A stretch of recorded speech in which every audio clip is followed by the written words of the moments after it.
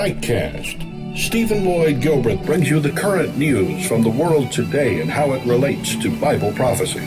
Understanding the end-time events leading to the peaceful world tomorrow. Ladies and gentlemen, Stephen Lloyd Gilbreth.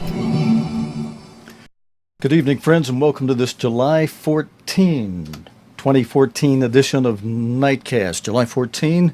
Tonight, our opening story, swimmers and sunbathers were forced to run for cover when they were hit by a freak hailstorm that hit a beach in Siberia, Russia, on Saturday. Video posted online showed people hiding under umbrellas as large hailstones relentlessly rained down on them. Joe Brain has our opening report, and I have to tell you, friends, this footage is courtesy of Nikita Dednick.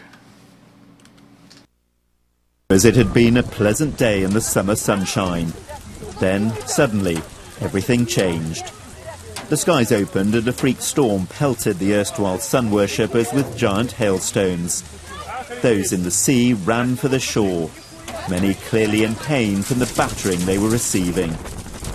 Others sought what cover they could. Some huddled together under beach umbrellas, which offered little in the way of protection. It was another 15 minutes before the onslaught eventually subsided.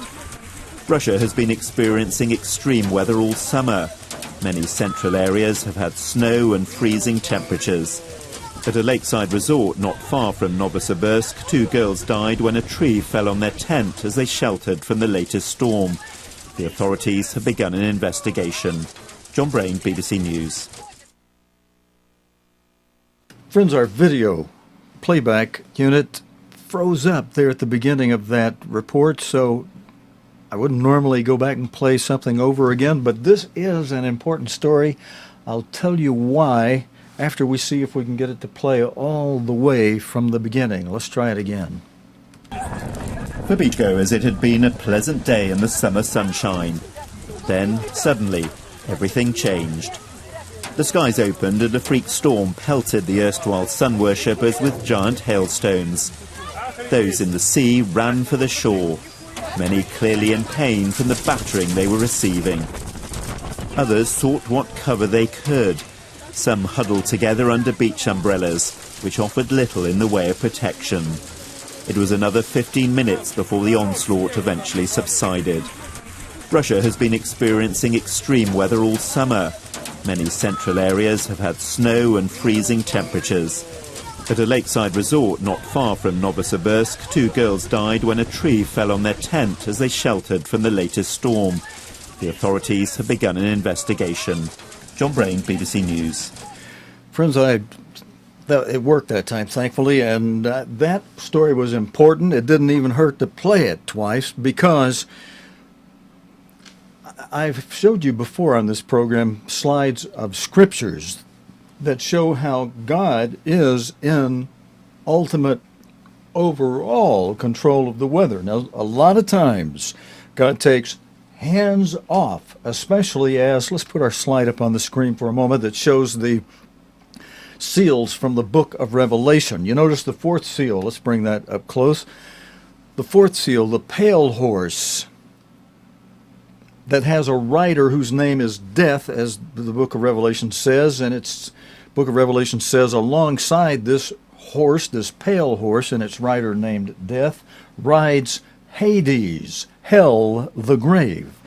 And the activities of this deadly horse and its deadly rider were described by Jesus Christ in plain language by the gospel writers, by Matthew, by Mark, and by Luke. In Matthew 24, Mark 13, and in Luke 21.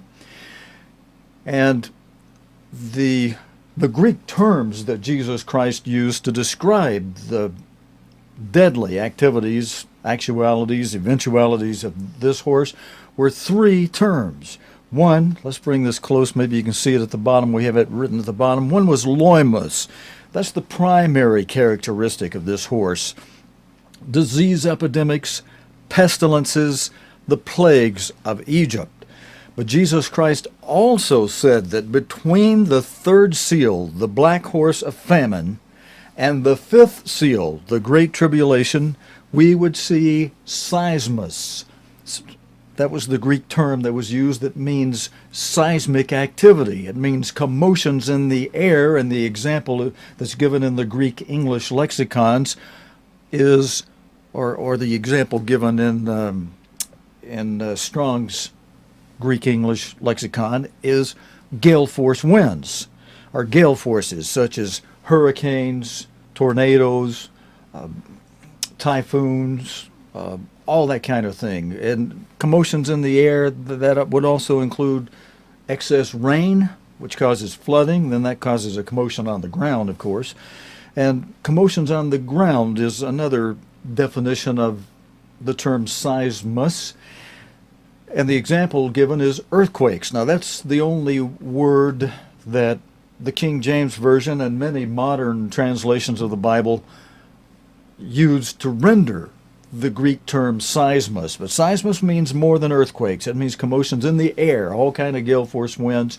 It means commotions on the ground. The example is earthquakes, but there are other kinds of commotions on the ground, such as tsunamis, volcanic eruptions, wildfires, the floods that are caused from the commotions in the air, the rain, the excess rain from thunderstorms and the like. And anything that can cause a commotion in the air, commotion in the ground, that is a part of the activities Christ described would happen between the third seal and the fifth seal. That puts it on the fourth seal, the pale horse. And then one other thing Christ described, he used in Mark 13, verse 8, Christ is quoted as using the Greek term terak, or terake, meaning trouble, a term that means troubled waters, both literally and figuratively. And figuratively in the sense of mobs and seditions, just in trouble.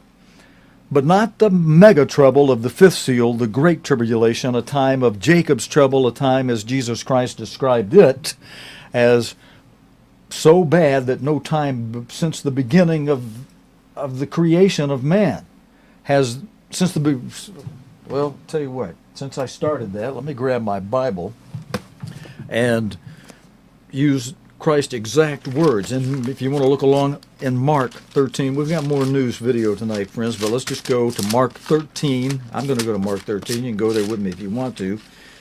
And verse 8.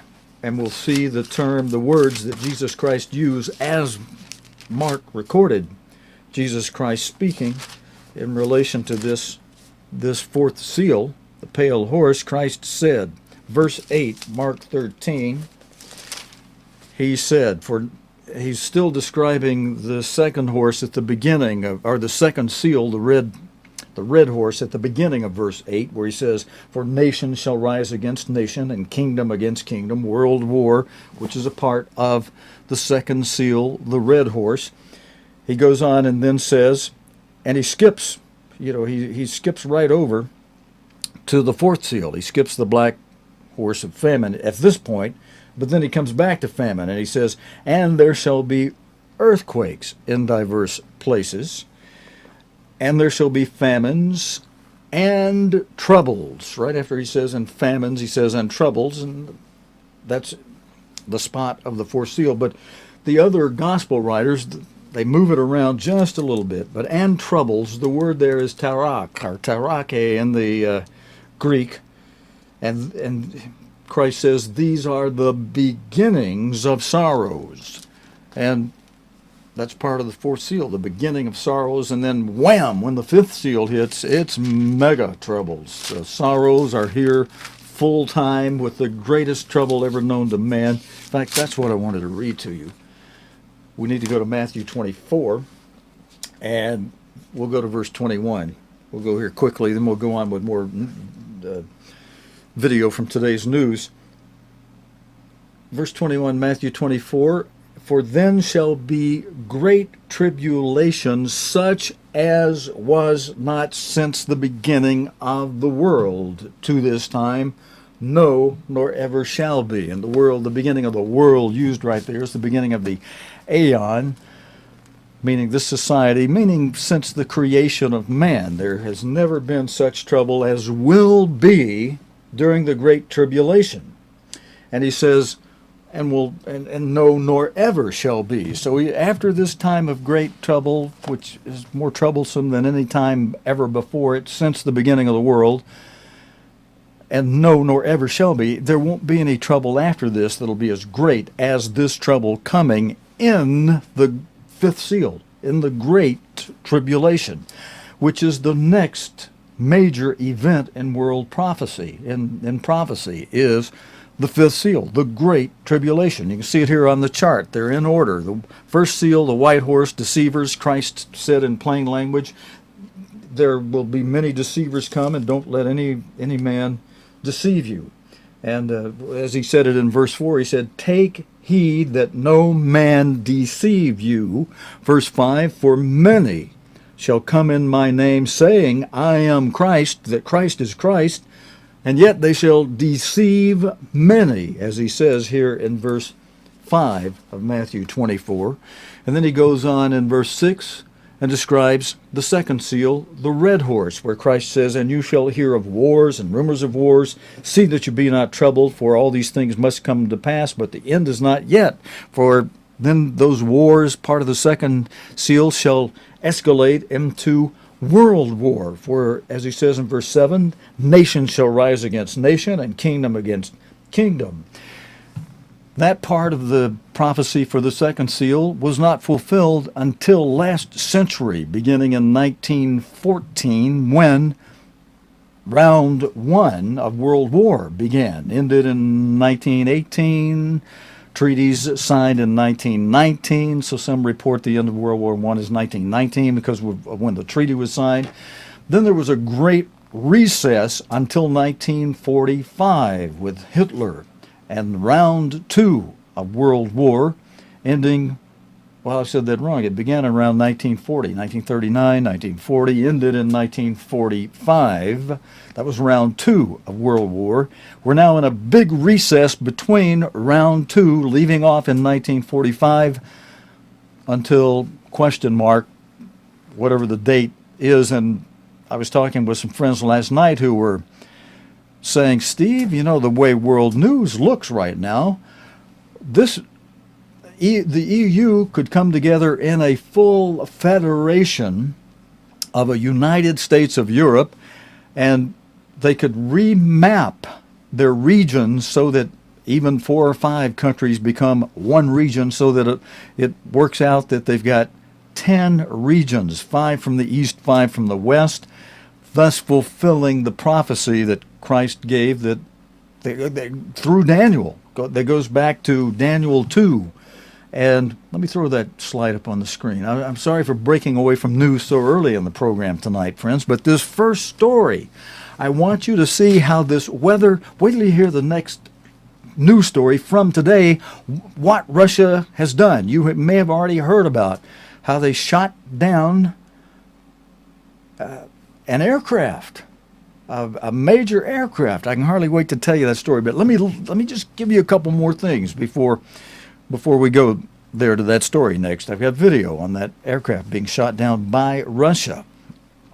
And what I'm trying to tell you, God controls the weather, and the question I have for you is, do you think God may be upset with Russia and letting his upsetness be known by these hailstorms you see here? Now, I'm not going to do it tonight, but on another night, maybe yet this week, this is only Monday night, so I got a few more nights, I could dig up my slides that I went through with you a few months ago, quite a few months ago probably is the last time I did this, where we show you how God is in ultimate control of the weather. He's not controlling it every day in every way. He's taking a lot of hands off because of these seals of revelation and the events that relate to these seals that were the answer Christ gave to his disciples when they asked Jesus, what would be the sign of your return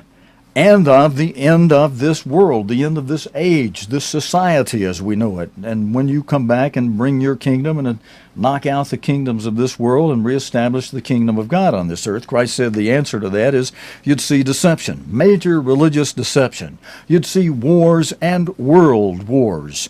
And, you know, he answered this to the disciples 1900 years ago, more than 1900 years ago, and yet part of what he answered to them didn't begin to be fulfilled until just last century, beginning in 1910 to 1914 to 1919 with World War I, and then again 1940 to 1945 with World War II. The reason I was telling you that, friends, is because some of these things, they began to have wars and rumors of wars even back when Christ was alive. The Romans, they were big time in war. But Christ was saying when war and rumors of war would escalate and then turn into world wars, then you would know the end time. We're in the end time. And during that end time that began to fulfill the greater part of the second seal of Revelation with world war, nation against nation, kingdom against kingdom, in 1936, when one of God's when God's biggest end-time servant, Mr. Herbert W. Armstrong, was alive, when he was in fact about 43, 44 years old at that time, Mussolini laid claim, after Mussolini invaded Ethiopia, to having restored the Holy Roman Empire. And that lasted from 1936 until Mussolini was hung upside down on April 28 in 1945. So for 9 years, the sixth head of the Holy Roman Empire was revived. And that was a point, let's put this chart, let me switch this chart over to a chart that, or let's go down to the bottom of this chart, where you'll see at the top of this it says, one is, you see the legs, the two legs of the statue of Daniel there, and at the bottom you see the 2 feet, 5 toes on one, 5 toes on the other on the bottom. The top part, while we're still in the era of the two legs of iron, as Daniel 7, Daniel 2, Daniel 7 mentioned, we look to a related verse in Revelation 17. It's verse 10 of Revelation 17, where, as you look at that on the screen, I'm going to flip over in my Bible to Revelation 17 and verse 10 and read it to you straight out of God's Word. It says, "And there are 7 kings, 5 are fallen." Now, I'll tell you what, before I finish reading that, let me back out of this for just a moment. And let me slide over to this slide. There you see the top half of this chart where it begins with the head of gold, as Daniel in Daniel 2 described this to King Nebuchadnezzar. You, King Nebuchadnezzar, are this head of gold. After you, there will be a world-ruling empire, but it'll be a little bit inferior. It's represented on the statue. The image that Nebuchadnezzar saw, that Daniel explained to him, was a chest, breast, and arms of silver. Still a world-ruling empire, but not of the highest level as was King Nebuchadnezzar's world-ruling empire. Then next would be the stomach and thighs of brass, and then moving down to the legs of iron. And those legs of iron extend down into our day today. And let's go on down to the bottom part of this chart.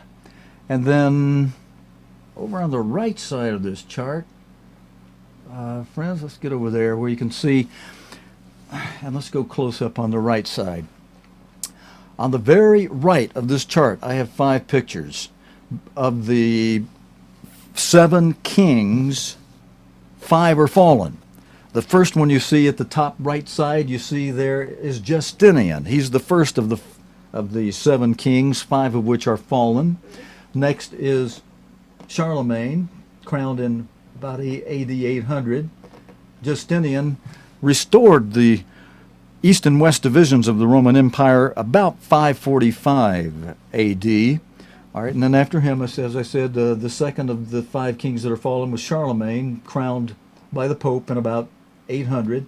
Then in about 962, the Pope crowned Otto the Great as the third of the 5 kings that are fallen. Then next, the Pope crowned in around 80, I think it was 1530, if I can see that chart from here, okay, February 24, 1530, the Pope crowned Charles V as the fourth of the 5 kings that are fallen. And then the fifth of the 5 kings that are fallen was Napoleon, who was crowned in, what is that, 1804, or that's when he fell? Let's see, December 2nd, 1804. I guess that's when he was crowned. His rule didn't last but about 10 years, because in 1814 we ended that period of 5 kings that are fallen. And from 1814 until 1936, the Roman Empire was in the pit, or in the abyss is another way biblically of saying it. But then in 1936, when Herbert W. Armstrong was alive,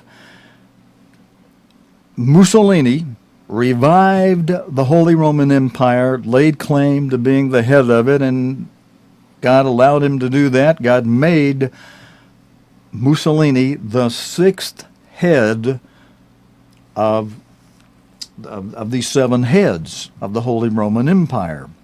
There's 1 head left to go. I've got a question mark you can see on the bottom corner there. We don't know who yet is going to be this 7th head of the revived Holy Roman Empire, but when that happens, that fulfills what's said here. Now, listen to the rest of verse 10.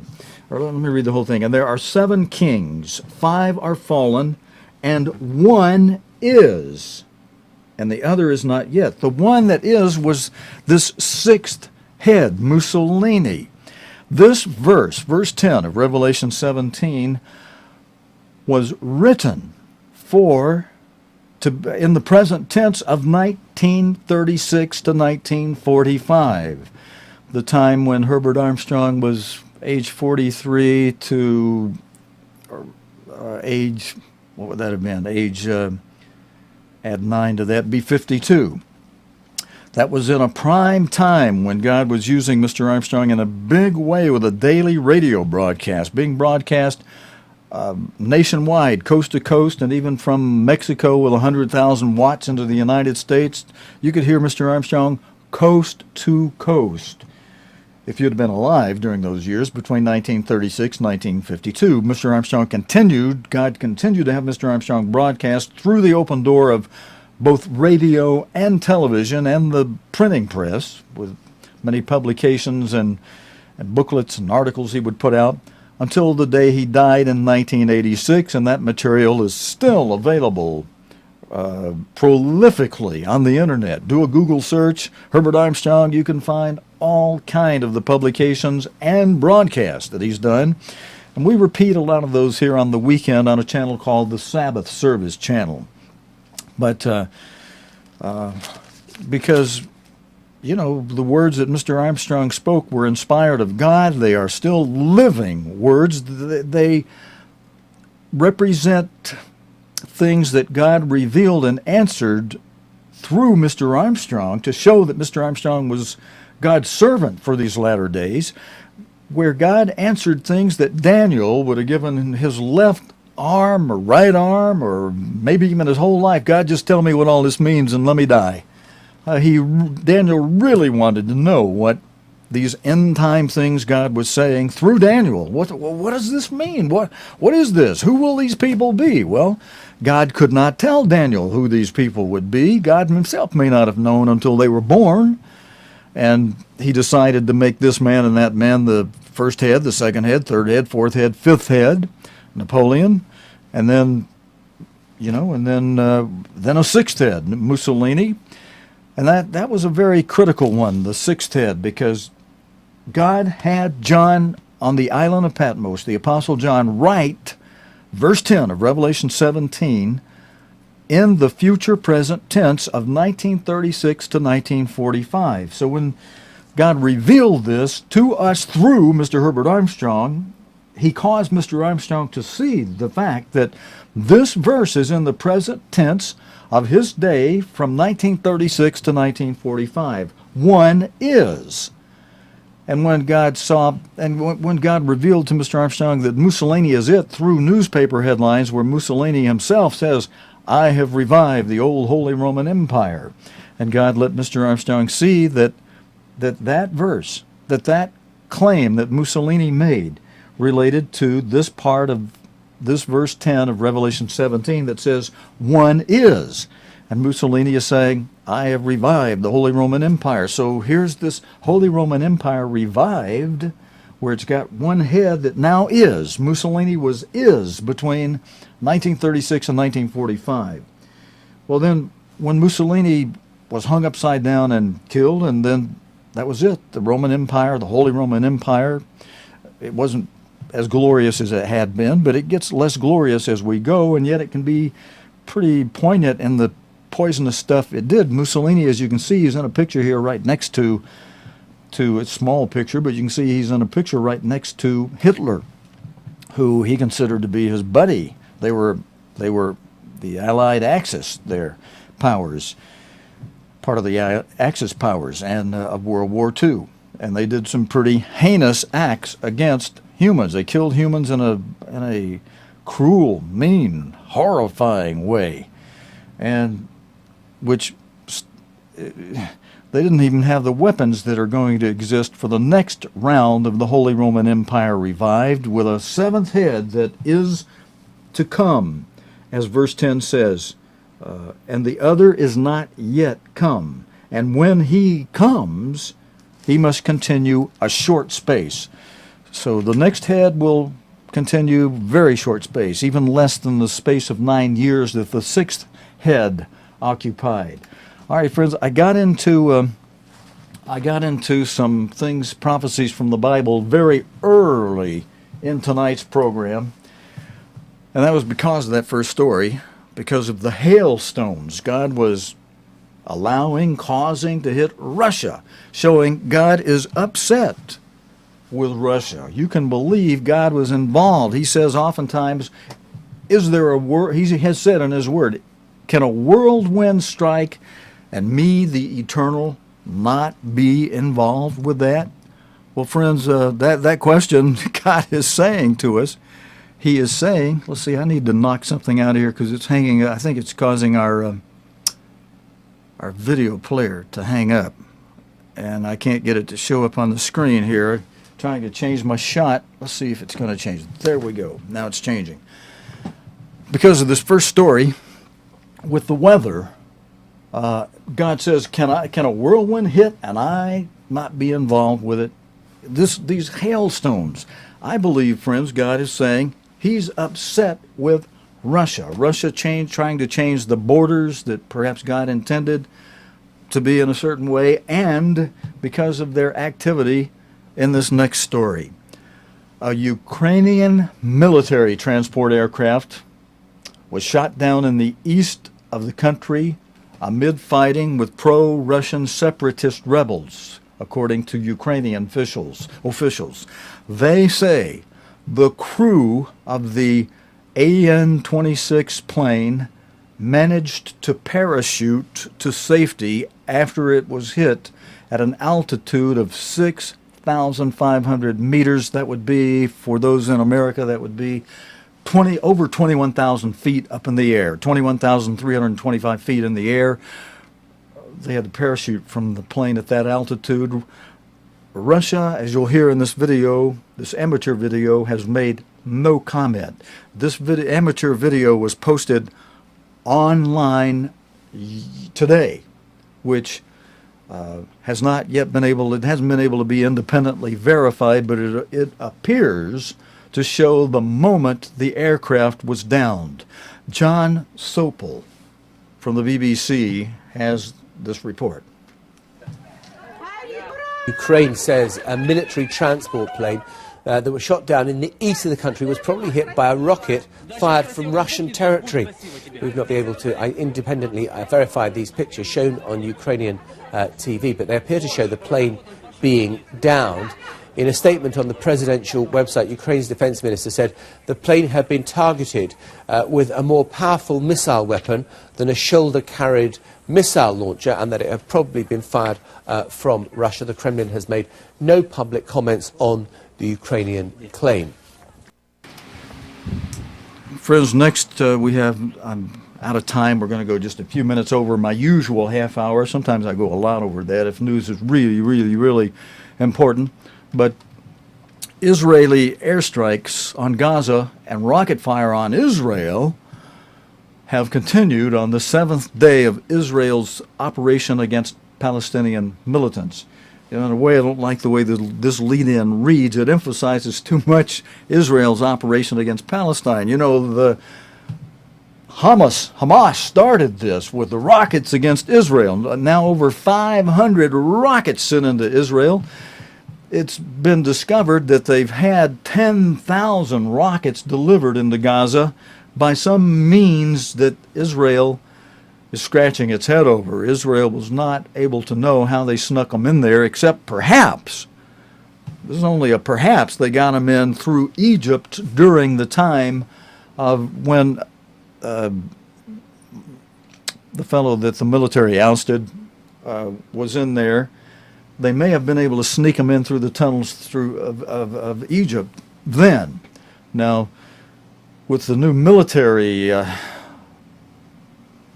oust of that former president and in charge, you know, maybe those rockets won't be getting into the, but that they don't know. Israel doesn't know that's how they got them in. In fact, they don't know at all how Hamas got these 10,000 rockets into Gaza. But they've shot off over 500 of them. That means they've got at least 9,500 known rockets to go. And Palestinian officials say 172 people is now the count of people in Gaza who've been killed since the Israeli. This is the wrong word in the lead-in, friends. It's not an offensive by Israel. Israel is defending. Israel is trying to stop Hamas from lobbing rockets and missiles, mostly rockets, because they're not guided, and that's a problem. With them not being guided missiles, they're just lobbing them off in a general direction. They can hit anywhere, and they may lob off a whole bunch of them at one time to make sure that they. And that's what one of the reports I read today pointed out. One of several reasons why Israel may be holding back going in with its ground forces is because it has concern that with 9,500 rockets to go, sending in the ground troops may cause Hamas to just light off several thousand of those at one time and send them into Israeli areas, which the Iron Dome, they won't have enough Iron Dome rockets to defend and knock all of those off. And so a lot of them will get through, and sending thousands of them, as they would be able to do at one time into one area, they can certainly cause some major damage to civilians and women and children and so on. Now, Israel says, oh, listen, now the 500 has gone up as of this lead-in. Israel says nearly 1,000 rockets have been fired from Gaza since last Tuesday, but there have been no reports of any fatalities, thankfully. The BBC's Paul Adams looks at why tensions have escalated in the region and the background to the crisis. Israel launched its latest military offensive a week ago, on July the 8th. Since then, more than 170 Palestinians have been killed. At least 1,200 have been wounded. Over the same period, almost 800 Palestinian rockets have hit Israel. Another 200 have been intercepted. Some Israelis have been injured, but so far no one has been killed. Just how this latest escalation came about is inevitably the subject of debate. But a climate of heightened tension was created by the kidnapping and killing of these 3 young Israelis in the West Bank and this young Palestinian in Jerusalem. The political environment was already poisonous. 8 months of US-sponsored diplomacy had collapsed, and Israel had condemned an effort by the two main Palestinian factions, Fatah and Hamas, at reconciliation. As for Gaza, well, it's been under a severe military and economic blockade ever since Hamas took control in 2007. Israel allows in humanitarian supplies, including food and fuel, and says the blockade is vital for its own security. Aid agencies say it keeps most of the Gaza Strip's 1.8 million Palestinians living in poverty. The role of Egypt is vital. While the Muslim Brotherhood was in power, it opened the Rafah border crossing here and allowed smugglers to use hundreds of tunnels below it. But the new government of President al-Sisi is much less sympathetic to Hamas, and the crossing is now largely closed. And if the events of the past week feel very familiar, that's because we've been here before. This is the third substantial Israeli assault on the Gaza Strip in the last 5.5 years. In December 2008, it launched Operation Cast Lead, which included a major ground offensive. 4 years later came Operation Pillar of Defense. This time, Israeli forces did not invade. The latest operation is called Protective Edge. The army stands poised to enter the Gaza Strip, but the order to go in has not yet been given. Thank you very much, Paul Adams. Good report, a very informative report on right to the moment by Paul Adams there with the BBC. Friends, that's it for this Monday night report. God willing and the creek don't rise, we'll be back again tomorrow night, Tuesday evening, with the day's current news related to the Bible and prophecy right here on Nightcast. Until next time, this is your host, Stephen Lloyd Gilbreth, saying good night, friends.